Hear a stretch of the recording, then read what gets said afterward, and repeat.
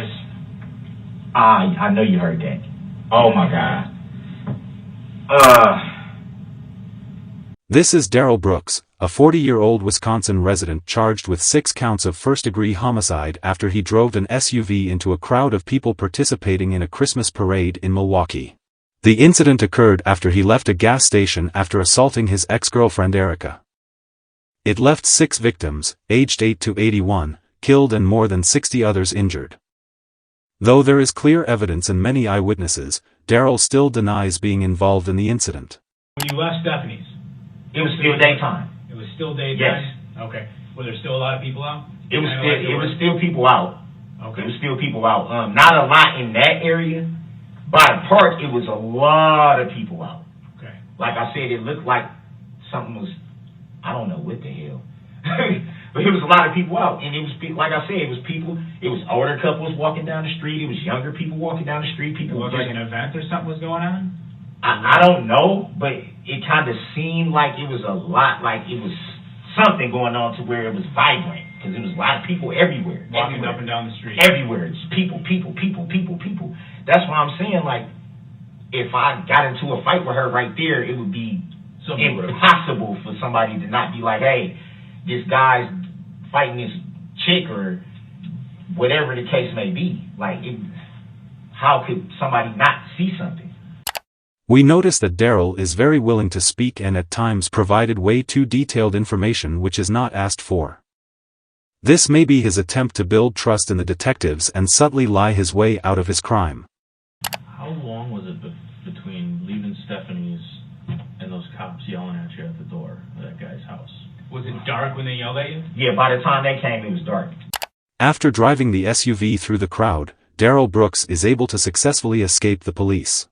He approached a stranger's house at night and claimed that he was homeless and needed a phone to call Uber. The stranger was unaware of Darrell's actions and decided to help him. It was during this period that police tracked Darrell to the stranger's house and arrested him. Okay. But we had been sitting out there. We had been sitting out there for a minute, me and the guy. We were sitting right there on the porch. We were just sitting there. To find how long? Estimate.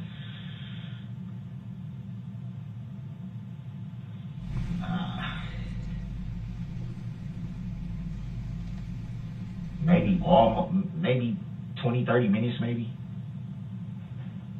Okay. It wasn't long, but it was long enough for, like I said, he let me use his phone. We sat on the porch.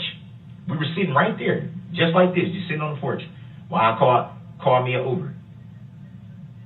I called the Uber. I said, look, man, I let him know. I said, look, I ain't trying to rob you or nothing like that. Because when I knocked on the door, he kind of was like, whoa. I'm like, look, I don't got no weapons. I'm not trying to break in your house. I'm not trying to rob you. Nothing like that, dog. I just need to call an Uber. That's it. I'm not, he was just like, okay. I'll come out. Boom. I need an Uber to, what's your address? He told me the address. And we was just sitting there waiting. That's how I was going to get back home. I told him, I said, I got the money on my card. I'm not asking you for no money. I just need to use your phone. That's it. That was it. That was all. And then from there, we sat on the porch and just shot the shit out. I'm saying, you told me last night he was cool with that. Like, he wasn't, he wasn't being weird. He was just like, oh yeah, I'll help you out. Yeah, we just sat there on the porch. Right. And he did ask me, he said, do you need a jacket? I said, no, I'm straight. Like, I'll be home as soon as the Uber come. I know it's probably going to cost me probably like $40 to get from me. I'm guessing. I don't know, but probably. But I had enough on my card to where I knew I can get home. And that was the main thing. I'm like, I'm just going home. She can keep the money or whatever. I didn't even try to contact her further. I just was like, I'm gone. I'm calling this Uber and I'm going home. That's it. Let me ask you this, Darrell. So you weren't out in Waukesha Saturday, just Sunday? Yes, sir. Right? Okay. Nothing physical yesterday. Like I told you,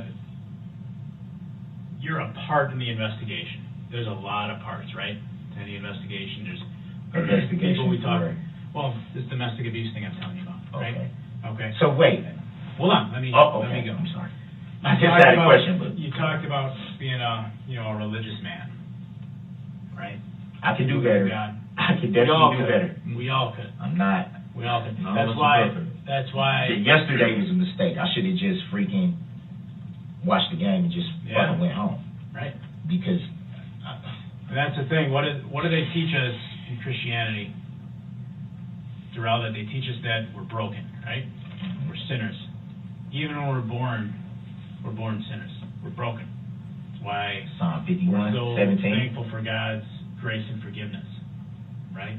When we ask for it, even though we don't deserve it, but when we ask for it, He gives it. All right. You're a father. You got 3 children. 18, 14, and 7. Yes, sir. All right. You got a mama that raised you well, and a God you believe in. Absolutely. All right. And all of them are.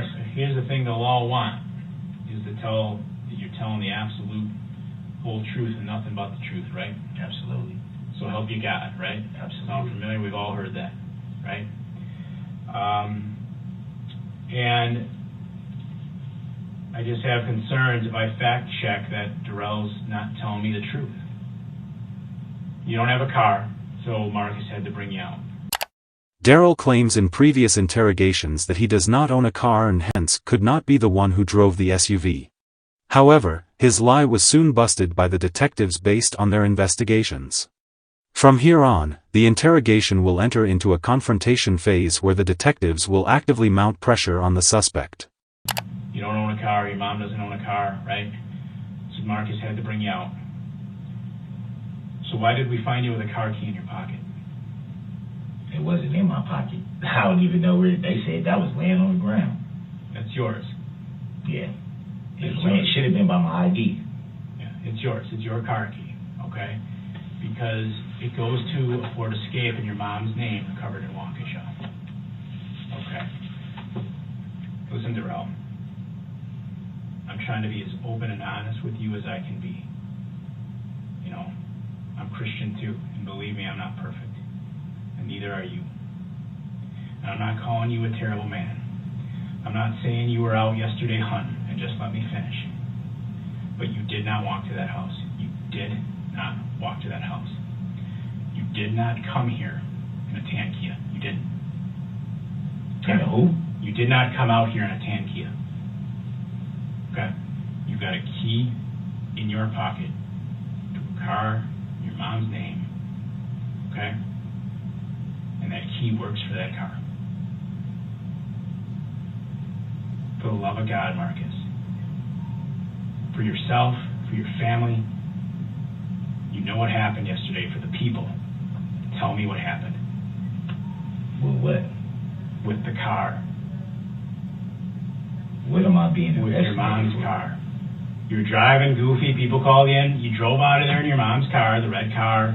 You're driving a little silly, probably because you're pissed. You met up with Erica in the car at the park. Now, initially, I believe you told us the gas station. Do I have that right? And then you changed it to the park. So that's an inconsistency. No, I said the house was by the gas station.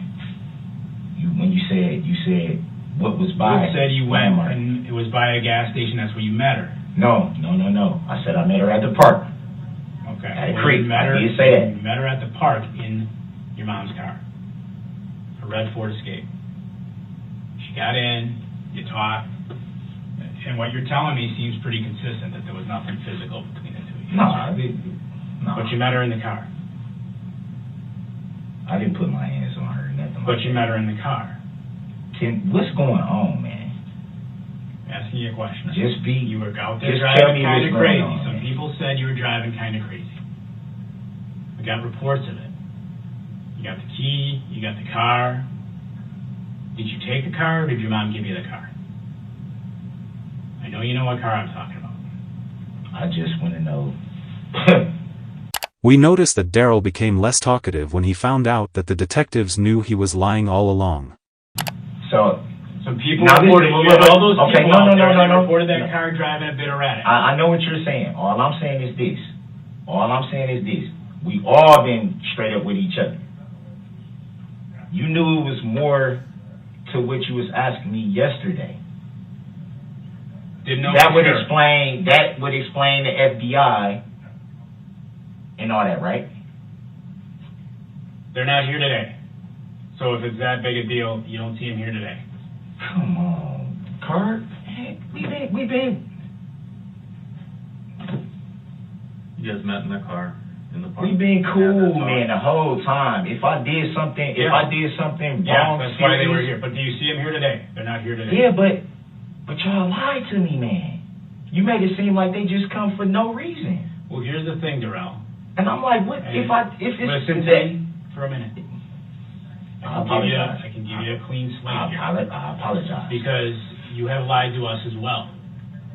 Because you came out here in the red Ford Escape. Okay, that is what you came out here in. You had the key. Alright? So, what I want to do is try to give us all a chance to reset. You understand what I'm saying? Start over. Because you're not giving us an accurate story. You didn't ride out with Marcus in a tan car. You said your mom doesn't have a car. I just told you we've disproven that. All right? I don't know what kind of woman she is. I don't know what you all been through. But you were seen in the car driving kind of acting a fool. Okay?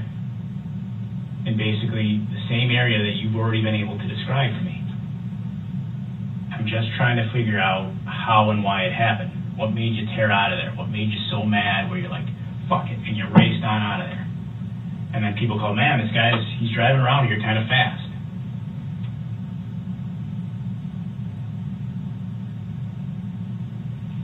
All I want to know, like I said, y'all been cool with me.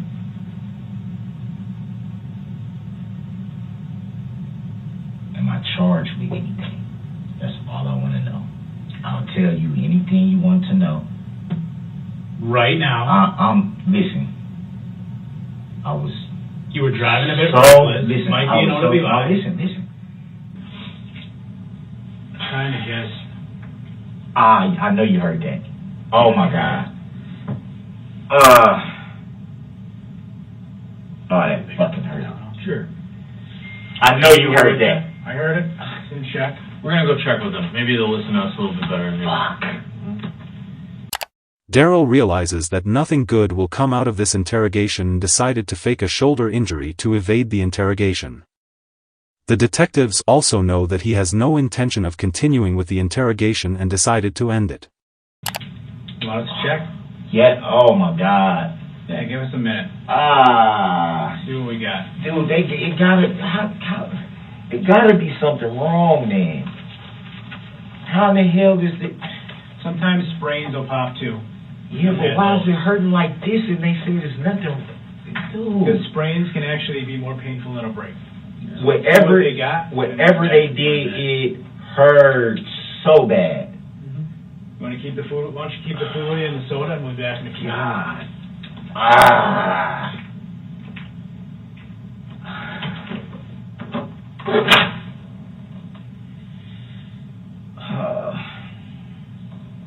During this time, Darrell reached out for the interrogator's notes to see if he can work anything out with his newfound information to reduce his sentence.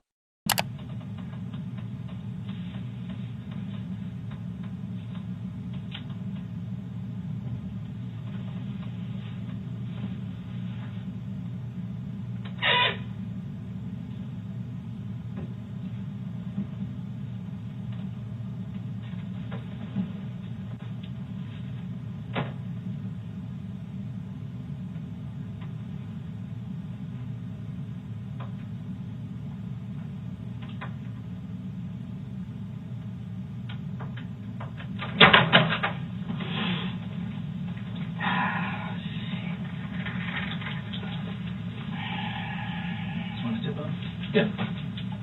I think we got that Tylenol. We'll be right with you. Darrell was ultimately convicted of all charges and was given 7 life sentences. If you are interested in more videos of interrogations, do subscribe to my channel and check out my other works. Thank you.